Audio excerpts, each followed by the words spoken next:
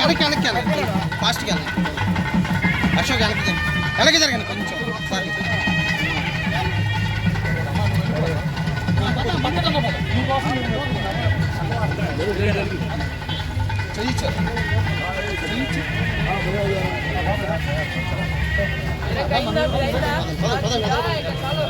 పదండి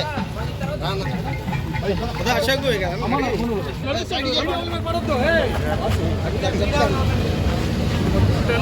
లైన్ పెట్టచ్చు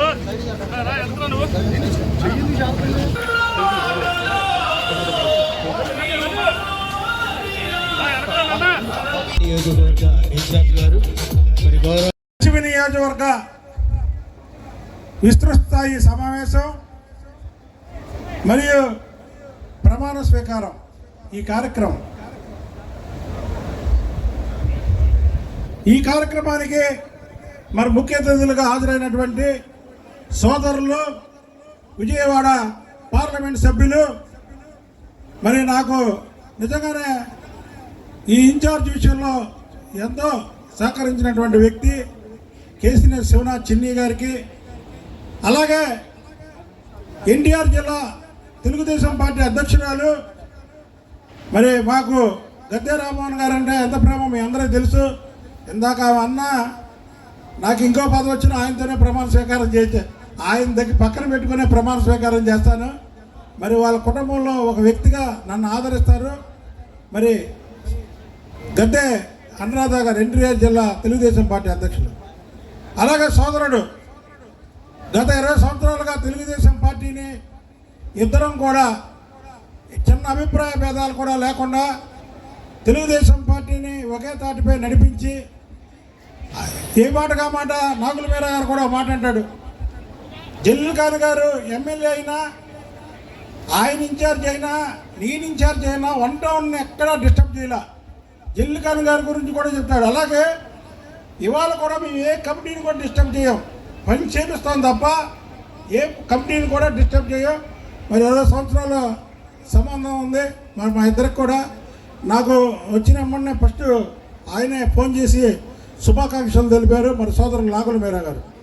అలాగే షరీఫ్ గారు, మేమిద్దరం ఫస్ట్ విప్పులు డొక్కా మాణిక్యవర ప్రసాద్, సుబ్బారెడ్డి, ఆయన నేను ఇద్దరు పార్టీ మారిపోయారు. మేమిద్దరమే ఉన్నాం.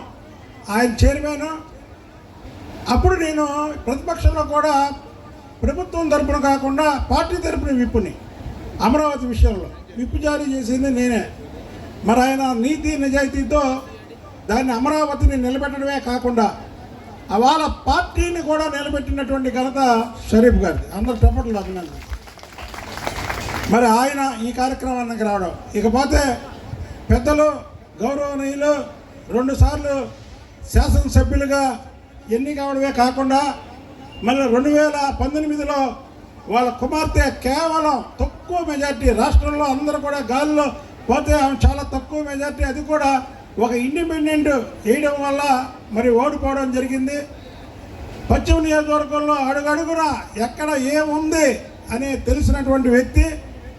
మరి గద్దె రామ్మోహన్ గారు కూడా నాకు అనేక సార్లు చెప్పాడు, జల్లుల్ ఖాన్ మేమందరం అధికారుల దగ్గరికి వెళ్తే మమ్మల్ని మాట్లాడినప్పుడు జల్లుల్ ఖాన్ ప్రతి విషయం చెప్తాడని. అంటే మంచి సబ్జెక్ట్ ఉన్నటువంటి వ్యక్తి. మనలో ఎలాగైతే మన దగ్గర సరదాగా ఎలాగుంటాడో అలాగే సబ్జెక్ట్లో కూడా ఎక్కువగా ఉన్నటువంటి వ్యక్తి మరి జల్లుల్ ఖాన్ గారు. వాళ్ళ కుమారుడు మన్నా గారిని కూడా తీసుకొచ్చారు. ఆయన్ని కూడా రాజకీయాల్లో స్పీడ్గా తిప్పాలని, తప్పకుండా రాజకీయాల్లో తీసుకెళ్తామని మీకు సభాముఖంగా హామీ ఇస్తున్నా.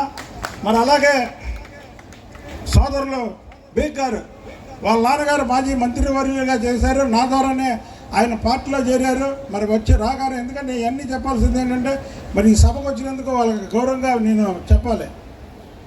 ఆయన కూడా ఎక్కడ ఎప్పుడు ఏం చెప్పినా సరే సహకరిస్తారు. ఇక పదవి వల్ల కొట్టేట హనుమంతరావు, ఆశ, వీళ్ళందరూ కూడా పీసీ, ఇక వీళ్ళందరూ కూడా నాకు చాలా ఇదిగా ఉంటారు. ఎవరి పేరు మర్చిపోతే క్షమించండి. మరి మా తమ్ముడు గురించి చెప్పాలి. పట్టాభి 15 రోజుల ముందు చెప్పా, ఆ తమ్ముడు నువ్వు ఇవాళ ఏం పెట్టుకోకు, కార్యక్రమం నువ్వే సభ అధ్యక్షులని. మరి ఈ కార్యక్రమాన్ని ఏర్పాటు చేసిన చంటి అన్నాడు, మంచి యాంకర్ని తీసుకొచ్చి సభను నడిపిద్దామని. వద్దు పట్టాభి మాట్లాడితే పట్టాభి మాటల ముందు ఎవరో చాలరు. మా తమ్ముడే దీనికి సభాధ్యక్షుడిగా నిర్వహించాలని మా తమ్ముడు ఈరోజు ఈ సభకి అధ్యక్షత వహించడమే కాకుండా ఇంకా ఉన్నత పదవుల్లోకి వెళ్ళాలి. ఎందుకంటే పార్టీ లేనప్పుడు పోరాటం చేసిన వ్యక్తి. మీ అందరికి కూడా హృదయపూర్వక నమస్కారాలు తెలియజేస్తాను. ఇప్పుడు పశ్చిమ నియోజకవర్గ తెలుగుదేశం పార్టీ నేను ఒక 2 నిమిషాలు వాళ్ళకంటే ఎక్కువ తీసుకుంటా. తర్వాత ప్రెస్ మీట్ కూడా ఉంది ఇక్కడ ఎల్లంపల్లి సీని గురించి. నేను మన ఎంపీ గారు పీసీఓ కార్యక్రమం ఏర్పాటు చేస్తే హిందూ స్కూల్లో దానికి వెళ్ళి ఆయన ముందు వెళ్ళిపోయాడు. ఆయనకు ఫోన్ చేశాను, నేను కార్యక్రమం ముగించుకొని నేను హైదరాబాద్ వెళ్తున్నానన్నా అని ఆయనకి ఫోన్ చేసి ఇద్దరు మాట్లాడుకోవడం జరిగింది. అయిపోయాక కరెక్ట్గా గొల్లపూడి దాడుతున్న మా మనవడికి పుట్టినరోజు 2వ తారీఖు. దానికి వెళ్తుంటే ఫోన్ చేశాడు నాకు 11:30కి. అన్నా నువ్వు వెనక్కి వచ్చే రేపు అభిప్రాయ సేకరణ ఉందా అని. అన్నా మా మనవడి పుట్టినరోజు అక్కడ అందరూ ఫ్యామిలీ అందరూ అక్కడ ఉన్నామన్నా, మీరు ఉన్నారు కదా ఏముందిలే అన్నా. లేదన్నా నువ్వు వెనక్కి రా అన్నాడు. లేదు అన్నా నేను వెళ్తున్నాను, అక్కడ ఫ్యామిలీ మెంబర్స్ అందరూ ఉన్నారు, అభిప్రాయ సేకరణ కదా ఎవరో చెప్తే వాళ్ళకి ఇస్తారులే, నేను వెళ్తున్నాను అన్న. ఓకే అన్నాడు, వెళ్ళారు.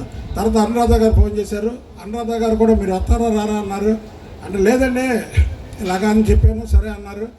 తర్వాత మరి మీరందరూ అభిమానంతో నా పేరు చెప్పడం, మరి గద్దె అనురాధ గారు నిజంగా మా సొంత మనిషి అయినా ఆమె మాత్రం నాకు పడే వరకు చెప్పలా.